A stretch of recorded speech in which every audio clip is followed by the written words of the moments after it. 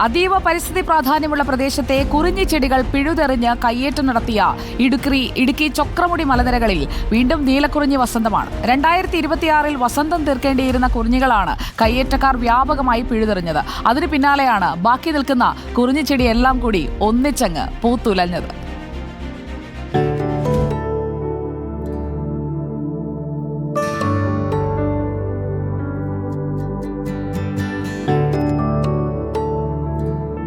ഏഴായിരം അടിയിലധികം ഉയരത്തിലുള്ള ചൊക്രമുടി മലനിരയിൽ സമൃദ്ധമായ ഒരു കുറിഞ്ഞി വസന്തമായിരുന്നു വിരുന്നെത്തേണ്ടിയിരുന്നത്. എന്നാൽ മേഖലയിലെ കയ്യേറ്റവും അനധികൃത നിർമ്മാണവും അതിന് മങ്ങലേൽപ്പിച്ചു. നൂറുകണക്കിന് കുറിഞ്ഞിച്ചെടികൾ മണ്ണുമാന്തിയ യന്ത്രങ്ങൾ പിഴുതെറിഞ്ഞു. 2026 വസന്തം തീർക്കേണ്ട ചെടികളാണ് പിഴുതെറിഞ്ഞത്.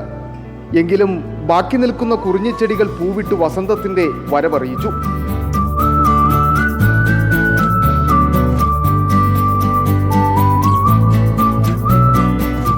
12 വർഷത്തിലൊരിക്കൽ മാത്രം വസന്തം തീർക്കുന്ന നീലക്കുറിഞ്ഞികൾ സംരക്ഷിത സസ്യമായി കേന്ദ്ര വനം പരിസ്ഥിതി മന്ത്രാലയം പ്രഖ്യാപിച്ചിട്ടുണ്ട്.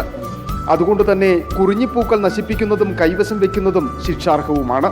നിയമം ലംഘിക്കുന്നവർക്കെതിരെ 1972 കേന്ദ്ര വനം വന്യജീവി സംരക്ഷണ നിയമപ്രകാരം ജാമ്യമില്ലാ വകുപ്പുകൾ ചുമത്തി അറസ്റ്റ് ചെയ്യാം.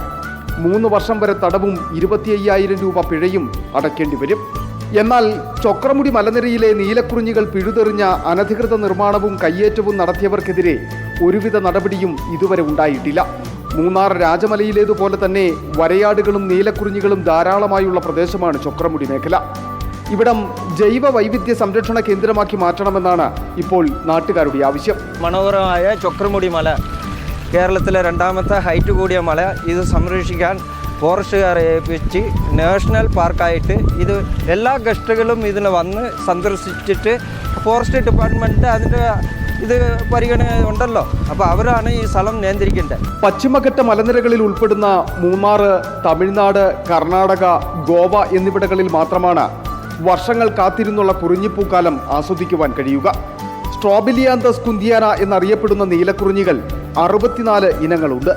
ഇതിൽ 47 ഇനവും മൂന്നാർ മേഖലയിൽ കണ്ടെത്തിയിട്ടുണ്ട്.